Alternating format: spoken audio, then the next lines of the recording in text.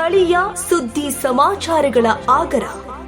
Slum ಜನಾಂದೋಲನ ಕರ್ನಾಟಕ ಮತ್ತು ತುಮಕೂರು ಜಿಲ್ಲಾ ಕೊಳಗೇರಿ ನಿವಾಸಿಗಳ ಹಿತರಕ್ಷಣಾ ಸಮಿತಿಯಿಂದ ತುಮಕೂರು ಜಿಲ್ಲೆಯಲ್ಲಿರುವ ಸ್ಲಂ ನಿವಾಸಿಗಳಿಗೆ ಸರ್ಕಾರದ ಮಹತ್ವಾಕಾಂಕ್ಷೆಯ ಭೂ ಹಕ್ಕು ನೀಡುವ ಭರವಸೆ ಈಡೇರಿಕೆಗಾಗಿ ತುಮಕೂರು ನಗರಕ್ಕೆ ನವೆಂಬರ್ 7ರಂದು ಮುಖ್ಯಮಂತ್ರಿ ಕಾರ್ಯಕ್ರಮದಲ್ಲಿ ಸ್ಲಂ ನಿವಾಸಿಗಳಿಗೆ ವಿತರಣೆ ಮಾಡಲು ಆಗ್ರಹಿಸಿ ಜಿಲ್ಲಾಧಿಕಾರಿಗಳ ಕಚೇರಿ ಎದುರು ಪ್ರತಿಭಟನೆಯನ್ನು ಹಮ್ಮಿಕೊಳ್ಳಲಾಗಿತ್ತು.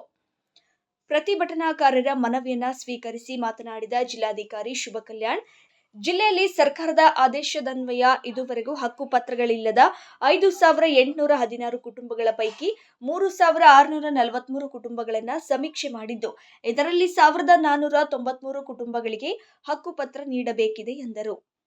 ಇನ್ನು ಪ್ರತಿಭಟನೆ ಉದ್ದೇಶಿಸಿ ಮಾತನಾಡಿದ ಸ್ಲಂ ಜನಾಂದೋಲನ ಕರ್ನಾಟಕ ಸಂಚಾಲಕರಾದ ಎ ನರಸಿಂಹಮೂರ್ತಿ, 2023ರ ಚುನಾವಣಾ ಪ್ರಣಾಳಿಕೆಯಲ್ಲಿ ಅಂದರೆ ಸರ್ವೆ ಜನಾಂಗದ ಶಾಂತಿಯ ತೋಟದಲ್ಲಿ ಭರವಸೆ ನೀಡಿರುವಂತೆ ನಗರದಲ್ಲಿರುವ ಬಡವರು ಸ್ಲಂ ಜನರಿಗೆ ಸಾಮಾಜಿಕ ನ್ಯಾಯದ ಖಾತ್ರಿಯನ್ನ ಮುಖ್ಯಮಂತ್ರಿಗಳು ಮಾಡಬೇಕಿದೆ ಎಂದು ಆಗ್ರಹಿಸಿದರು. ನವೆಂಬರ್ 7ನೇ ತಾರೀಕು ಏನು ಮುಖ್ಯಮಂತ್ರಿಗಳು ಜಿಲ್ಲೆಗೆ ಬರ್ತಾ ಇದ್ದಾರೆ, ವಿವಿಧ ಕಾಮಗಾರಿಗಳ ಶಂಕುಸ್ಥಾಪನೆ ಮಾಡತಕ್ಕಂಥವ್ರಿದ್ದಾರೆ. ಈ ಒಂದು ಕಾರ್ಯಕ್ರಮದಲ್ಲಿ ಸ್ಲಂ ಜನರಿಗೆ ಹಕ್ಕುಪತ್ರ ಕೊಡ್ತಕ್ಕಂಥದ್ದು ಮಾಡಬೇಕು ಅಂತ ನಾವು ಈಗಾಗಲೇ ಒತ್ತಾಯವನ್ನು ಮಾಡಿದ್ದು.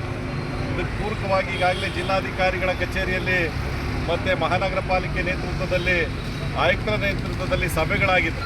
ಈ ಸಭೆಯಲ್ಲಿ ಸುಮಾರು 3,800 ಕುಟುಂಬಗಳ ಸಮೀಕ್ಷೆಯನ್ನು ತುಮಕೂರು ನಗರದಲ್ಲಿ ಮಾಡಿರ್ತಕ್ಕಂಥದ್ದಿದೆ ವಿವಿಧ ಸ್ಲಂಗಳಲ್ಲಿ. ಇದರಲ್ಲಿ ಎಲಿಜಿಬಿಲಿಟಿ ಇರ್ತಕ್ಕಂಥವರು ಸುಮಾರು 1,800 ಕುಟುಂಬಗಳು, ಎಲಿಜಿಬಿಲಿಟಿ ಇರ್ತಕ್ಕಂಥ ಕುಟುಂಬಗಳು ಈಗಾಗಲೇ ಸಮೀಕ್ಷೆಯಲ್ಲಿ ಕಂಡು ಬಂದಿದ್ದಾರೆ.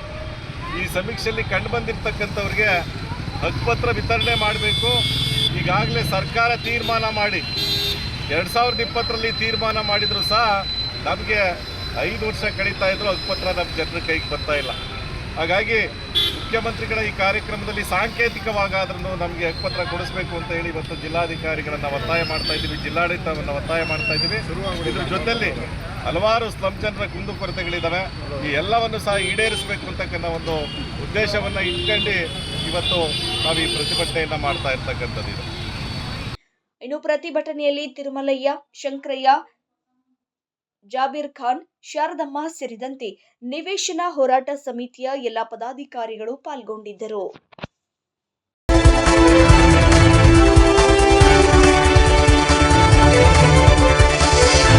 A1 ಟಿವಿ ನ್ಯೂಸ್, ಸ್ಥಳೀಯ ಸುದ್ದಿ ಸಮಾಚಾರಗಳ ಆಗರ.